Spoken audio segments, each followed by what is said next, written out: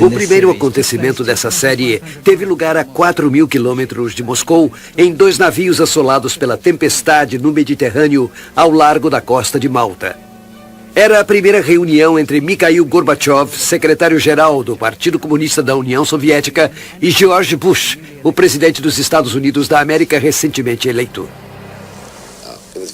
Foi muito engraçado, porque havia uma tempestade enorme e os barcos não puderam se aproximar. E Bush ficou enjoado e Gorbachev também ficou. Todos ficaram enjoados.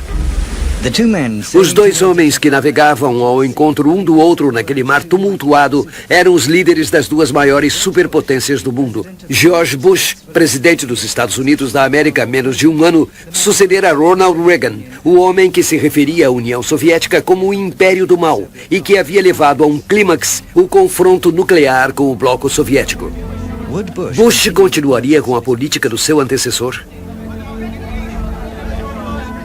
Mikhail Gorbachev era secretário-geral do PCUS desde 1985. Na época, ele tinha 54 anos. Trouxe o espírito jovem à liderança do partido e deu início a reformas radicais.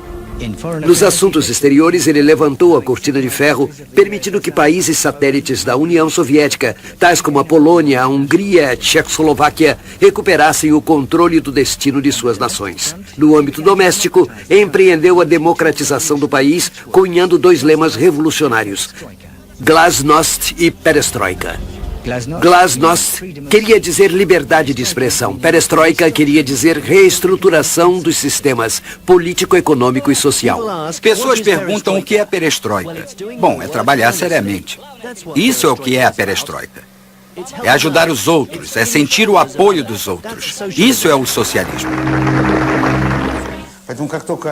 Logo que Gorbachev disse, agora vocês podem falar, foi o fim. Depois disso, não era mais possível parar ou voltar atrás. Era tarde demais. Tudo fluiu daí. No entanto, em 1989, o resultado era duvidoso.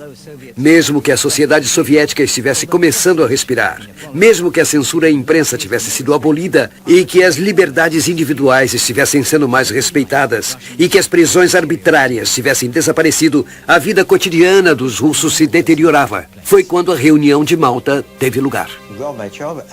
Gorbachev chegou à reunião de cúpula em uma posição extremamente fragilizada. Ele tinha uma meta crucial: obter dos americanos o fim da escalada nuclear. Por motivos morais, claro, mas também por motivos econômicos. A redução drástica dos gastos militares o ajudaria a financiar sua famosa perestroika e elevar o nível de vida do seu povo.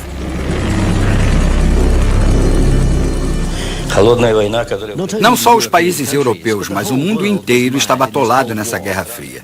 Você tem que perceber que a União Soviética e os Estados Unidos tinham enterrado muitos bilhões de dólares na corrida armamentista. Imagine o que poderia ter sido feito com esse dinheiro todo. No mês anterior à reunião, a administração Bush esteve dividida.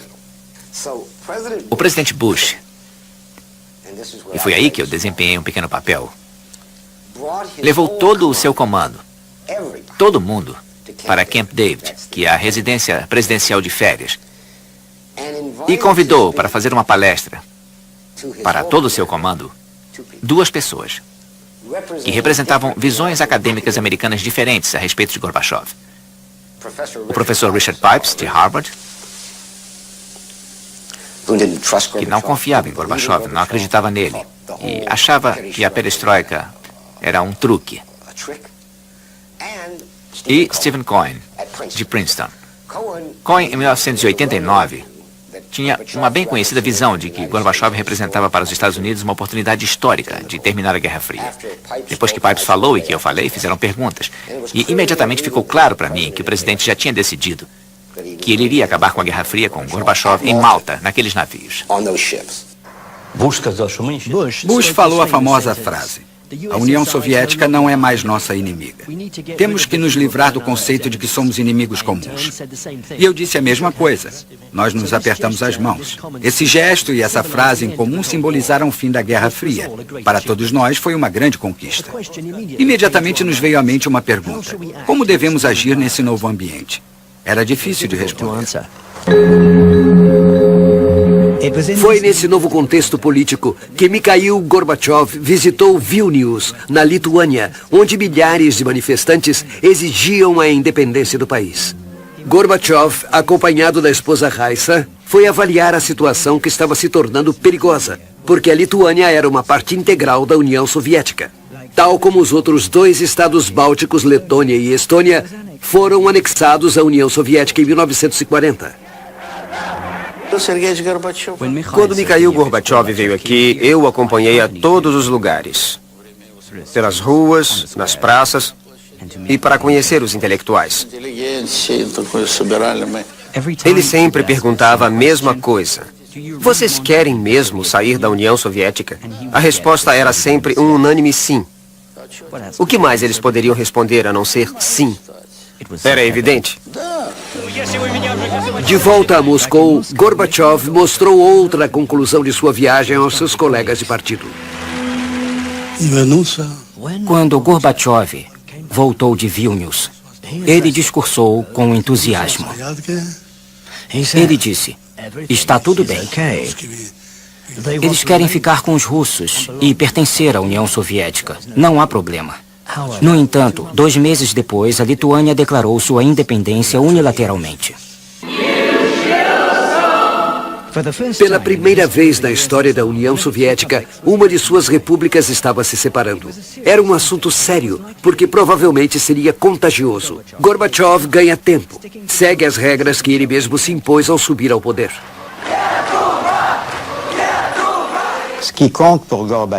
O que importa para Gorbachev, e que para mim é prova de suas qualidades excepcionais, é sua ligação a certos princípios morais, sua aversão pelo uso da força, sua formação.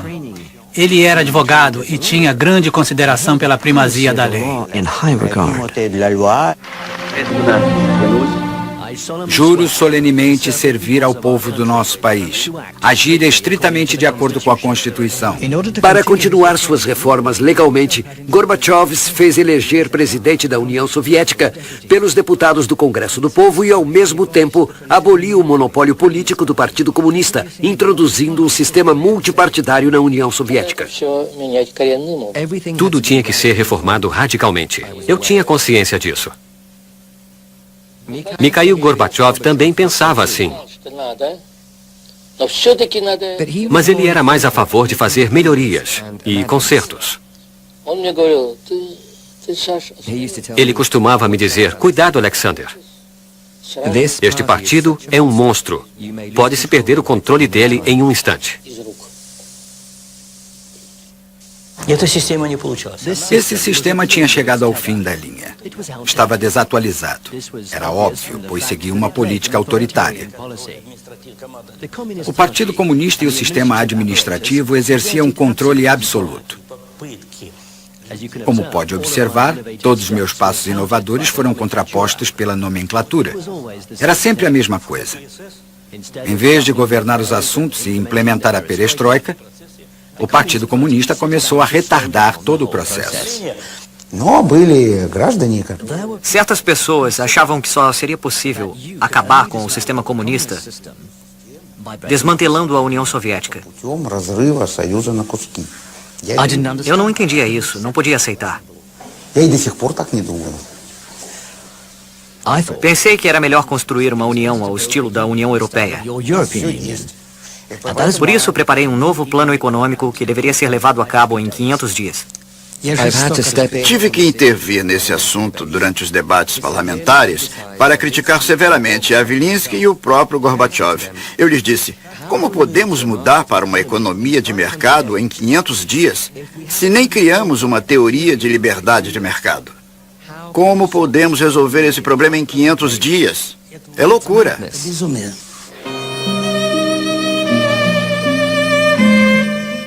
Na verdade, o presidente Gorbachev enfrentava o eterno dilema: marxismo e capitalismo são compatíveis? Em outras palavras, é possível organizar o mercado livre dentro de uma economia controlada? A perestroika, que deveria resolver isso, não teve o efeito esperado. Abrir o mercado para a competição foi um fracasso, porque os preços continuaram fixos e os novos produtores independentes não estavam mais interessados em vender com perdas. O resultado foi uma queda na produção, prateleiras vazias das lojas e uma escassez generalizada. Não há nada nas lojas. Estamos cansados de procurar. Não há nada. Façam alguma coisa, por favor. Nós resolveremos o problema. 2 meses antes da eleição, Gorbachev já falava da necessidade de liberar os preços dos artigos de primeira necessidade. Mas quanto mais próximo chegava o momento de decidir, mais sua caneta se distanciava do papel.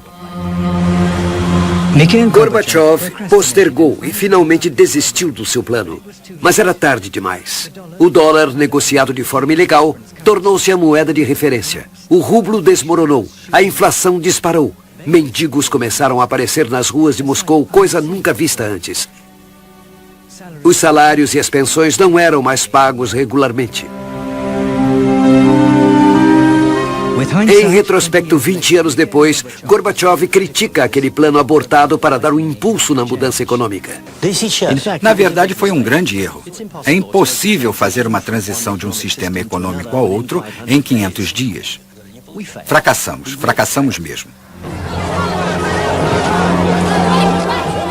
O fracasso foi tão extenso que no dia 1º de maio de 1990, pela primeira vez na história da União Soviética, o líder de um país foi obrigado a descer do pódio oficial na Praça Vermelha pelas vaias da multidão. Foi então que um homem que esteve desfavorecido durante anos passou ao primeiro plano, Boris Yeltsin.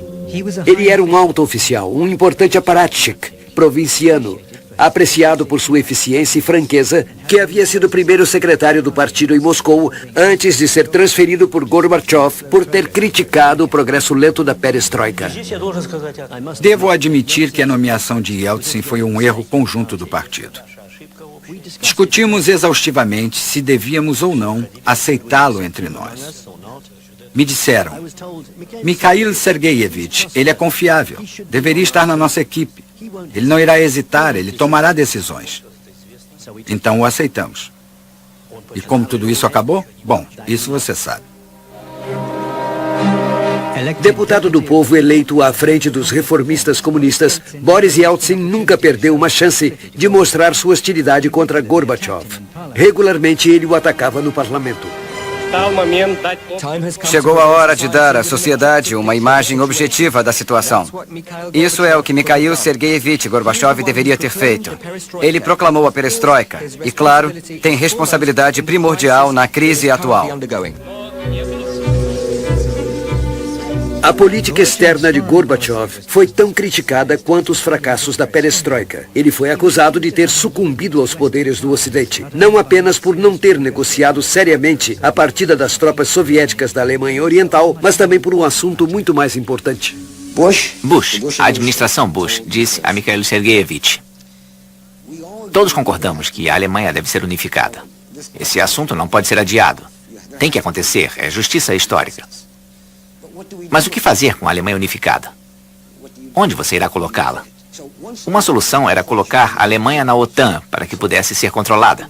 Mas Gorbachev não gostou da ideia. Seria uma capitulação grande demais, uma concessão excessiva. Então disseram a Gorbachev, ou ele pediu, não sei bem, que se a Alemanha entrasse na OTAN, a OTAN nunca iria para o leste. Em outras palavras, a OTAN terminaria, pararia na Alemanha. Gorbachev teve essa promessa. Mas ele cometeu um erro, confiou nos americanos. Era óbvio que os poloneses, os húngaros e os tchecos fariam qualquer coisa para entrar na OTAN, forçando os limites da organização até as fronteiras da União Soviética.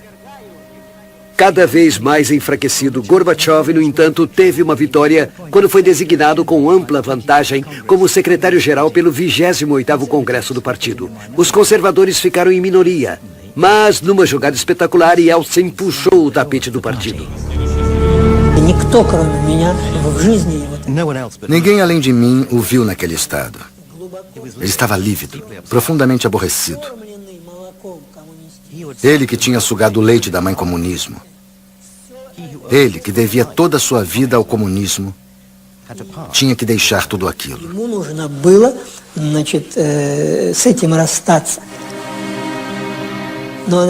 Lembro daquela hora na sala do Congresso no Kremlin. Ele é visto de costas, andando pelo corredor. Ele que tinha sido tão poderoso e implacável, agora estava destruído. Na verdade, andando desse modo, ele estava indo para um novo poder em potencial. No outono de 1990, a situação era a seguinte. Os democratas tinham derrubado Gorbachev depois que ele tinha abandonado o plano de 500 dias. E os comunistas também lhe viraram as costas, alegando: para que você nos serviria depois de tudo que você nos fez? Então ele foi deixado em suspenso. Nesse vácuo, o presidente Gorbachev foi forçado a escolher. Como ele não poderia se entender com Yeltsin, tanto política quanto pessoalmente, ele recorreu aos comunistas, apesar deles o terem culpado de ter quebrado o monopólio do partido. No outono, ele organizou uma nova equipe determinada. Nomeou Boris Pogo como ministro do Interior, Dmitry Yazov como ministro da Defesa e Vladimir Kryuchkov como chefe da KGB. E fez novas concessões para os da linha dura, nomeando Gennady Yanaev como vice-presidente e Valentin Pavlov como primeiro-ministro. Essa mudança de direção foi tão surpreendente que seu mais fiel companheiro de armas, Edvard Shevardnadze, renunciou. Isto é o advento da ditadura. Eu declaro, com plena consciência, ninguém sabe como será essa ditadura, quem será o ditador ou quais serão suas diretrizes. Mas quero dizer uma coisa. Eu renuncio. Faço isso em protesto contra a ditadura. Obrigado.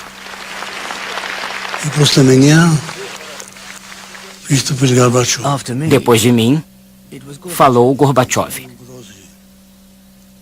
Ele disse: isso não é verdade. Não há ameaça. Se houvesse uma ameaça verdadeira, por que Shevardnadze saberia disso e eu não? Mas minha fonte era confiável. Sabe por quê? Porque eu era ministro de Assuntos Exteriores e 30% a 40% dos diplomatas do ministério trabalhavam para a KGB. Eles sabiam tudo e, naturalmente, me informaram e Gorbachev não queria acreditar em mim. O endurecimento do regime em Moscou fez com que os comunistas conservadores dos estados bálticos partissem para o ataque. Houve manifestações nas ruas de Vilnius e Riga, pedindo que seus países permanecessem no bloco soviético. Entravam em conflito com os separatistas. A tensão aumentava. Havia manifestações com 100 mil a 150 mil pessoas. A vista da multidão se perdia no horizonte. Alguns altos oficiais me chamaram a Moscou e disseram: oferecemos o que for necessário para você sufocar esse movimento. E eu respondi: eu não quero nada. Eu não faria isso. Então essas ofertas terminaram. Em Vilnius, um golpe estava sendo preparado. Havia comandos aguardando apenas uma ordem de Moscou e eles interviriam. Eu vi o presidente Gorbachev chamar Yazov, o ministro da Defesa, e dizer: quanto tempo isso vai durar? Por que não consegue lidar com esse bando de nacionalistas? E Yazov respondeu: Mikhail Sergeyevich, você é o comandante supremo. Dê-me ordens por escrito e amanhã aquela torre de transmissão e tudo em volta não existirão mais. E Gorbachev disse: minha palavra não é suficiente para você? Na verdade, ninguém queria se responsabilizar pelo derramamento de sangue.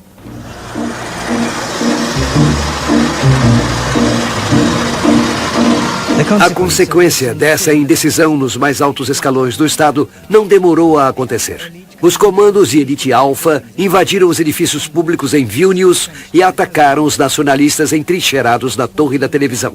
Houve 14 mortos e 700 feridos. Acontecimentos semelhantes ocorreram em Riga, com 4 mortes. Gorbachev reagiu imediatamente, fato raro nos líderes soviéticos.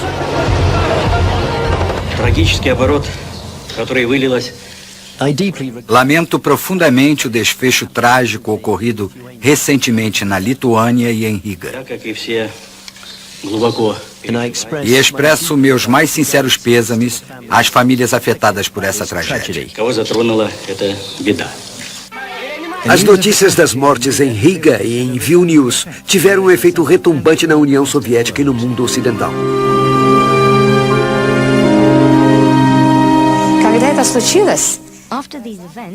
Depois daqueles acontecimentos, o Ocidente, principalmente os Estados Unidos, ficaram preocupados. Temiam que isso desestabilizasse não só os países orientais, que se tornaram independentes recentemente, mas também a própria União Soviética. Lembro dos comentários de George Bush, de Margaret Thatcher e de François Mitterrand naquela época. Eles temiam que esses acontecimentos pudessem impedir a perestroika de Gorbachev. Eles gostavam de Gorbachev, contanto que ele levasse a cabo a esperança que eles tinham em uma verdadeira democratização da União Soviética. Então, para dar mais um passo no longo caminho para a democracia e ganhar novamente o controle da situação, o presidente Gorbachev decidiu organizar um referendo, o primeiro e até agora o último na história do país. Perguntava à população se a União Soviética deveria ser signatária de um novo tratado de união ainda por ser definido. 76% das respostas foram positivas. No mesmo dia, houve outro referendo exclusivamente na Rússia. 70% dos votos foram a favor de estabelecer a função de presidente da Rússia, eleito por sufrágio universal. No dia 16 de junho, Boris Yeltsin fez o juramento. Tinha acabado de ser eleito o primeiro presidente da Rússia. Moscou agora era a sede de duas partes opostas. A da União Soviética, representada por Gorbachev, e a da Rússia, com Yeltsin no comando, encarnando as esperanças do povo russo.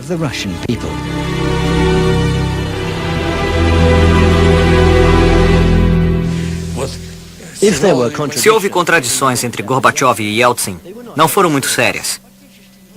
O que os impulsionava era a luta pelo poder, pelo primeiro lugar. Foi isso o que aconteceu, o que houve entre eles. Esses dois homens amavam tanto o poder que eu imagino que, se Yeltsin tivesse se tornado secretário-geral do partido, o partido teria se fortificado. Esse é o paradoxo. Nessa luta, Gorbachev foi prejudicado pelos resultados econômicos. Para tirar o país da profunda depressão cuja causa havia sido atribuída a ele, não teve outro remédio a não ser voltar-se para o Ocidente. Queria obter ajuda econômica em grande escala e conseguiu ser convidado a Londres para a reunião do G7, os países mais industrializados do mundo. Foram ditas belas palavras e ele fez um discurso impressionante. Escutem, eu fiz tudo o que me disseram para fazer. Me pediram para consultar especialistas, eu consultei. Me mandaram especialistas americanos, me pediram para liberar os preços e foi isso que eu fiz. Me pediram para liberar os mercados e eu liberei. Mas agora não tenho mais saída. Se vocês não me ajudarem, será um desastre. Mas quem surpreendeu ainda mais foi o Major, o primeiro-ministro inglês que presidia a reunião. Ele o cumprimentou, o acompanhou para fora e depois nos reuniu para discutir o assunto. Para minha surpresa, Major disse, é verdade, é preciso ajudar Gorbachev, mas o futuro é incerto e nós teremos obrigações. Temos que guardar alguma provisão para os seus sucessores. Foi bem surpreendente, já que foi a admissão da ideia de que Gorbachev estava para cair. Eles preferiam Yeltsin. Yeltsin era um líder brutal e duro, contrário à democracia, e que eles acreditavam que poderia manter a Rússia sob controle. Era o tipo de pessoa que Clinton queria no poder. Gorbachev estava indo em direção... Ele poderia ter tentado encaminhar a Rússia para uma democracia, uma social-democracia, e para uma reforma de independência que o Ocidente não queria. Eles preferiam ter um ditador que fizesse o que eles quisessem. Se o G7 tivesse dado a Gorbachev um grande pacote financeiro de ajuda econômica, financeira e de crédito, não teria havido uma tentativa de golpe. Nunca teriam ousado ir contra Gorbachev se ele tivesse um pacote de ajuda financeira de 20 bilhões de dólares. Nunca teriam feito isso. Gorbachev voltou de Londres com as mãos vazias e sabia que sua posição política estava por um fio. As férias de verão estavam próximas e circulavam rumores de um golpe de Estado. Tinha um fundamento. Um golpe estava sendo preparado há muito tempo por um pequeno grupo, todos próximos ao presidente Gorbachev ou membros do seu governo. Começou em dezembro de 1990. Não nos encontrávamos todos juntos. Nos reuníamos em pequenos comitês. O país estava indo para a ruína e era necessário tomar medidas extraordinárias para deter esse processo. Tínhamos a Constituição da União Soviética por detrás e o referendo de março, quando as pessoas tinham dito um firme não à dissolução da União Soviética. Os aspirantes a golpistas se opunham fortemente ao novo tratado preparado por Gorbachev, que tornaria a União Soviética uma federação de estados soberanos, cada qual gozando de um grande grau de independência. O projeto de um tratado para criar a nova União estava pronto. Foi publicado no fim de julho. Os principais problemas estavam quase resolvidos. O dia da assinatura já tinha sido marcado, seria no dia 20 de agosto. Os primeiros a assinar seriam Rússia e Bielorrússia. Os conspiradores pensaram, agora é a hora de agir.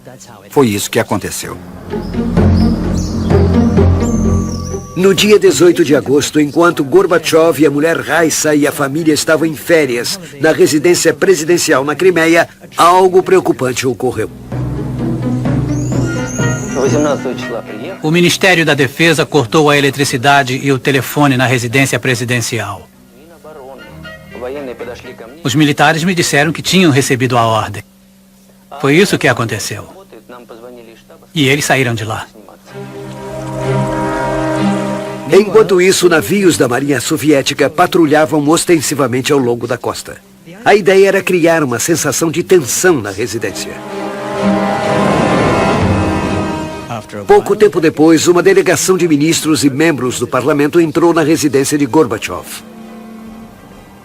Sem mais delongas, ordenaram que ele declarasse estado de emergência no país, o que de fato confirmaria o golpe de Estado. Ele respondeu declarando os princípios constitucionais. Eu simplesmente disse aos conspiradores, reúnam o Congresso do Povo. Então vocês falarão diante deles e eu farei o mesmo. Depois tomaremos a decisão adequada. Eles me responderam, nesse caso, renuncie. Eu me recusei. Portanto, o golpe deparou-se com minha resistência e não teve meu apoio. Eles queriam que eu os apoiasse. Foi assim que as coisas aconteceram. De acordo com um dos conspiradores presentes, o comportamento de Gorbachev naquele 18 de agosto, quando o futuro do regime estava em jogo, foi bem diferente. Eu estava lá e foi assim que Gorbachev se comportou. Ele pegou um pedaço de papel e disse, escreverei ao presidente do parlamento pedindo que reúna o Congresso do Povo. Ele pegou a caneta e um pedaço de papel, mas disse, na verdade, por que eu escreveria? Vocês estão aqui, vão e digam ao presidente para reunir o Congresso. Outro participante entendeu o comportamento de Gorbachev como um encorajamento tácito ao golpe. Tivemos a impressão de que o presidente não nos podia dizer abertamente, vão em frente, deem um golpe, peguem Yeltsin pelos pés e joguem-no onde quiserem. Não, ele nunca disse isso. Mas os presidentes não usam esse tipo de linguagem. Então, os conspiradores entraram em Moscou sem a autorização oficial do presidente Gorbachev e decidiram precipitar os eventos. Declaração dos líderes soviéticos. Devido a Mikhail Gorbachev estar incapacitado por motivos de saúde a exercer suas funções de presidente da União Soviética, conforme a linha 7 do artigo 137 da Constituição, declara-se o estado de emergência. 500 tanques entraram em Moscou. Foi Yazov, ministro da Defesa, quem dera a ordem. Posicionaram-se em lugares estratégicos, em volta de ministérios, da rádio, na televisão. Rodearam o parlamento da Rússia, a Casa Branca. Os conspiradores, no Kremlin, instituíram a censura. proibiram demonstrações e estabeleceram um toque de recolher. Entraram em contato com Boris Yeltsin, que recusou o convite para juntar-se à ação. Na casa de campo de Yeltsin, nós traçamos um apelo ao povo. Encontramos as palavras claras, precisas e adequadas para dizer que Gorbachev, o presidente legitimamente eleito, tinha sido retirado do poder e que os golpistas eram criminosos de Estado. Foi a chave para o que iria acontecer naqueles próximos 3 dias. Aquela simples frase foi uma frase destinada à comunidade internacional e também ao povo dentro de nossas fronteiras.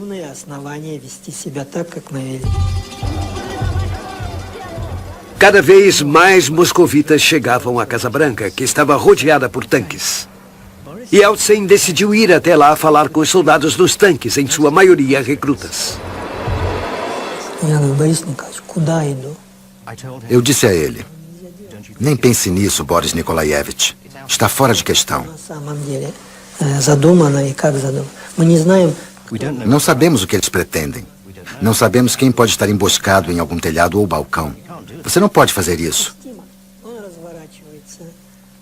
Ele se voltou e disse, dê-me o texto da declaração. Eu ainda tentei persuadi-lo a mudar de ideia. Mas 5 ou 6 minutos depois, Yeltsin tinha subido em um tanque e alguns de nós subimos com ele. Já que não tenho acesso à televisão ou à rádio, lerei isto. Aos cidadãos da Rússia. Na noite do dia 18 para o 19 de agosto de 1991, o presidente devidamente eleito de acordo com a lei foi retirado do poder. Tudo isso nos leva a declarar ilegal esse assim chamado comitê.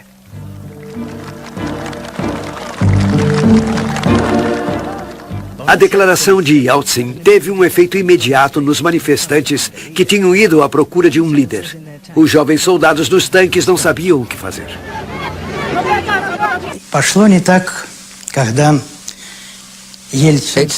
As coisas começaram a ir mal para nós quando Yeltsin e sua comitiva, os Popovs, os Sobchaks, etc., todos traidores nacionais, não há outro nome para eles, levaram cerca de 100 mil pessoas para a frente da Casa Branca. Isso afundou o barco de vez.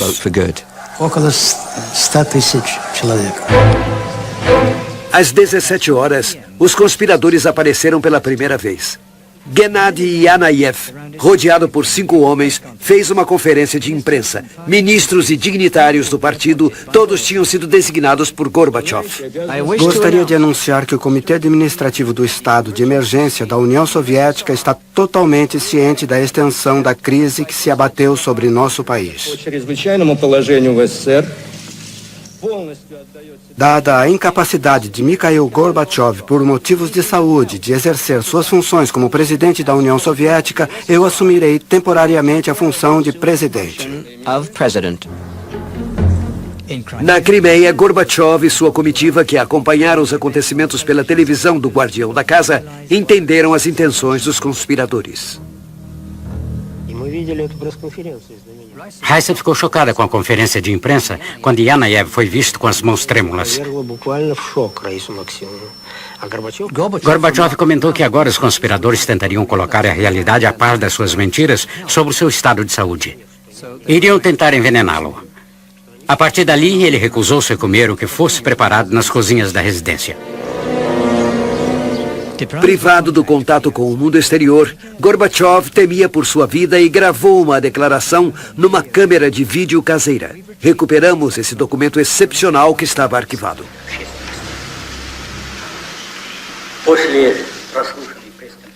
Depois da conferência de imprensa do Comitê do Estado de Emergência, dirigido pelo camarada Yanayev, compreendi que os públicos russo e estrangeiro tinham sido mal informados. Declaro que tudo o que foi dito sobre minha saúde é falso.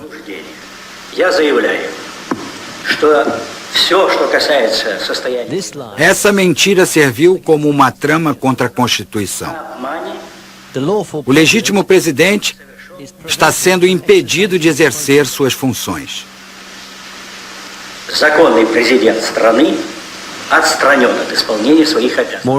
Além do mais, a residência na Crimeia, onde estou passando férias, está cercada por soldados. Estou preso. No dia seguinte, Yeltsin, que passara a noite no parlamento protegido por um forte serviço de segurança, recebeu cada vez mais apoio do país e do estrangeiro. Os moscovitas levantaram barreiras em volta dos tanques, cujos ocupantes, que não haviam recebido nenhuma ordem, mostravam sinais de cansaço. Entre os conspiradores, a confusão era total. Um a um tentavam desistir. Todos nós, membros do Comitê do Estado de Emergência, não conseguimos mandar atirar no nosso próprio povo. Não houve guerra civil ou derramamento de sangue. Só um acidente durante a noite quando os tanques começaram a se retirar.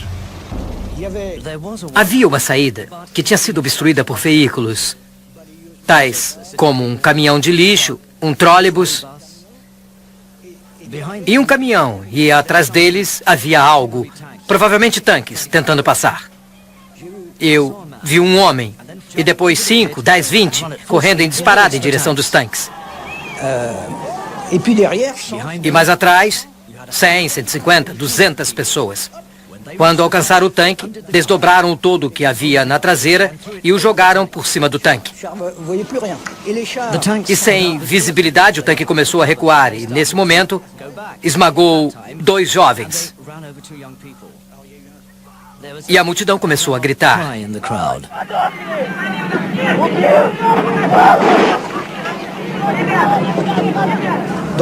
Os soldados saíram do tanque. Ninguém foi linchado. Pelo contrário, disseram: irmãos, o que vocês iam fazer? O que vocês iam fazer? Pela primeira vez na União Soviética, as pessoas agiam de acordo com a própria consciência, com o próprio interesse, em vez de seguir ordens coletivas. Na manhã do dia 21 de agosto, o estado de emergência foi levantado. Os golpistas se entregaram. Os tanques voltaram às casernas rodeados pela celebração popular. Agora era hora de trazer Gorbachev de volta a Moscou. Em pânico, os golpistas decidiram mandar Vladimir Kryushkov e alguns outros para a Crimeia. Acharam que, estando perto de Gorbachev, poderiam proteger-se das consequências do tumulto que haviam causado. Ao ouvir isso, Yeltsin, que suspeitava de uma possível traição, decidiu mandar seu vice-presidente Rutskoy buscar Gorbachev. Ele então apareceria como o salvador de Gorbachev aos olhos da opinião mundial. Portanto, Yeltsin informou sua iniciativa às embaixadas ocidentais em Moscou.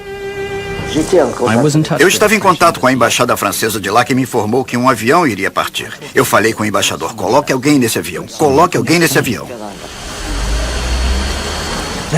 Esse alguém era um diplomata francês que falava fluentemente o russo. Ele se uniu a Rutskoy e sua equipe e o avião pousou 2 horas depois na Crimeia. Eles foram imediatamente ver Gorbachev. Gorbachev estava protegido por uma pequena unidade que nos levou até ele, sua esposa Raissa e sua comitiva. Os golpistas estavam em volta. Eu lhe disse que estávamos a favor do que ele havia feito e que viéramos ajudá-lo a voltar.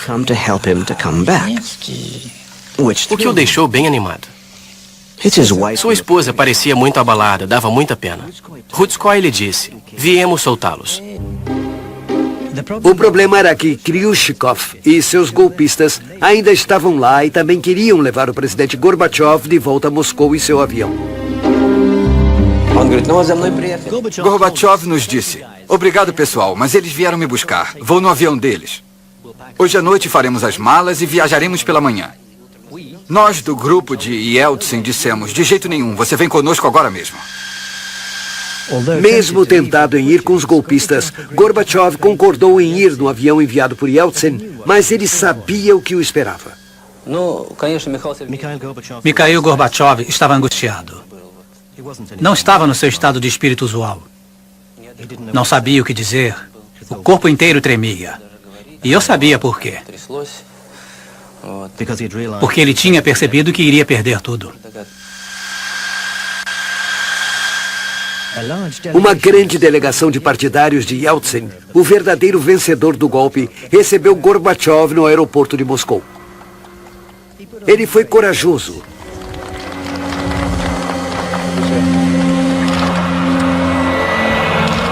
A esposa Raissa e a neta estavam visivelmente assustadas. Ele condenou vigorosamente o golpe, mas não teve outro remédio senão homenagear seu libertador.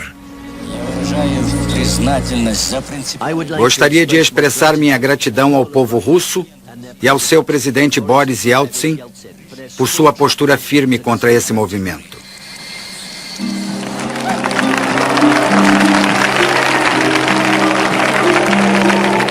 Gorbachev estava agora à mercê de Yeltsin, que se apresentou como o salvador da perestroika e da democracia. E perante o Congresso dos Deputados do Povo, não demorou muito para desferir o golpe de misericórdia no rival. Ele brandiu o texto de um decreto que suspenderia as atividades do Partido Comunista na Rússia enquanto não fosse elucidada a real participação da equipe de Gorbachev no golpe de Estado. Um dos deputados foi mais longe. Devido ao papel que teve no golpe, o senhor não concorda que o Partido Comunista deveria ser dissolvido como uma organização criminosa?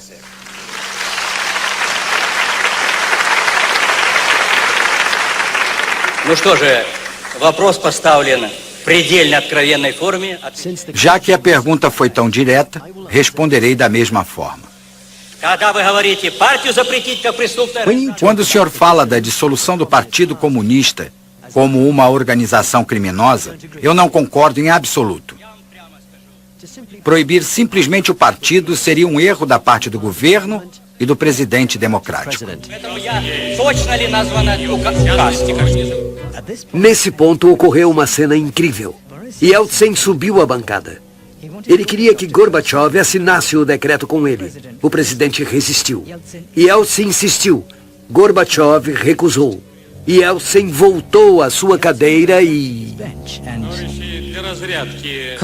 Camaradas, para terminar com isso, permita-me assinar o decreto pondo um fim à atividade do Partido Comunista Russo.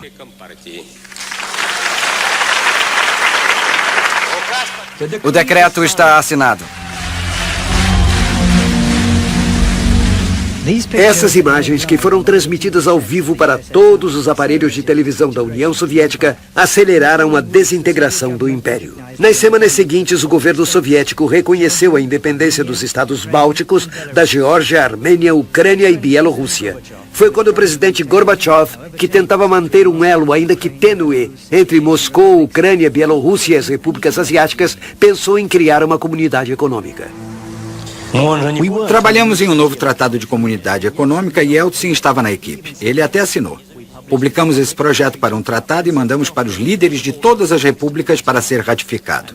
E pelas minhas costas, Yeltsin preparava os acordos de Bielovete.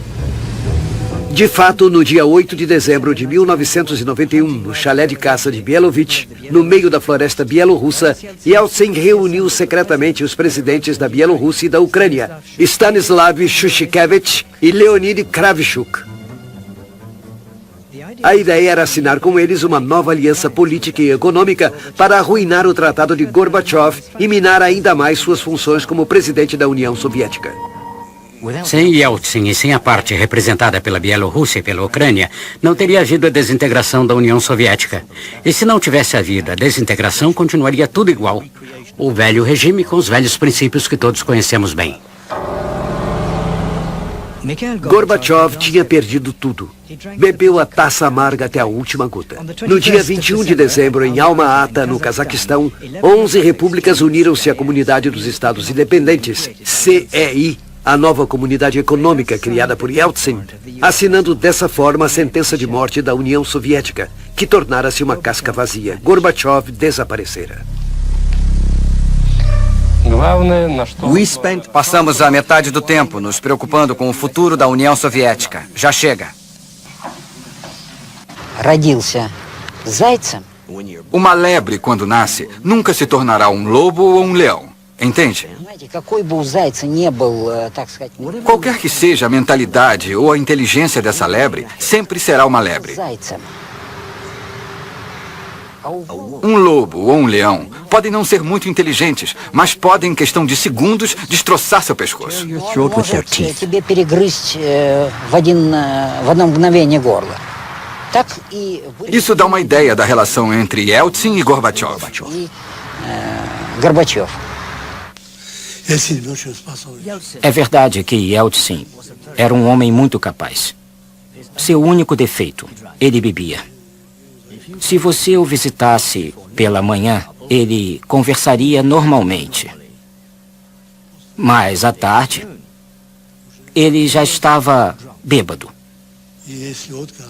E se a vodka não estivesse gelada, ele gritava para os assistentes: "Por que a droga da vodka não está gelada?"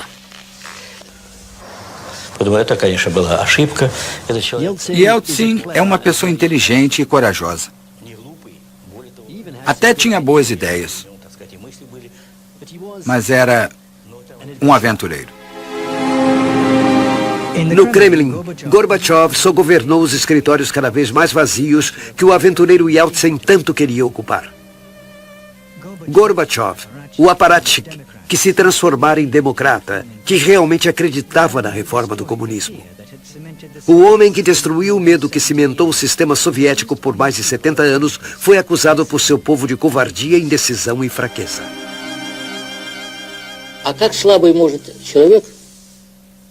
Mas como um homem tão fraco poderia ter iniciado a perestroika? Diga-me. Como poderia ter iniciado uma mudança no regime social? A glasnost, a democratização, a vida parlamentar, o fim da Guerra Fria, o fim da repressão política, o fim da repressão religiosa. Como? Diga-me, percebe o emaranhado de contradições em que nos encontrávamos na época? No dia 25 de dezembro de 1991, às 7 da noite, abandonado por todos, Gorbachev leu sua carta de renúncia.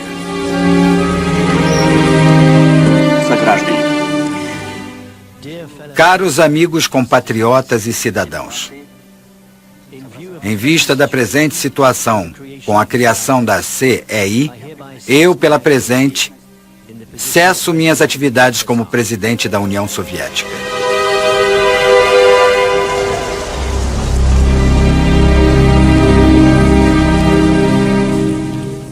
A assinatura de Mikhail Gorbachev no final de sua carta de renúncia ainda nem estava seca e ali perto, no Kremlin, a bandeira da União Soviética estava sendo arriada.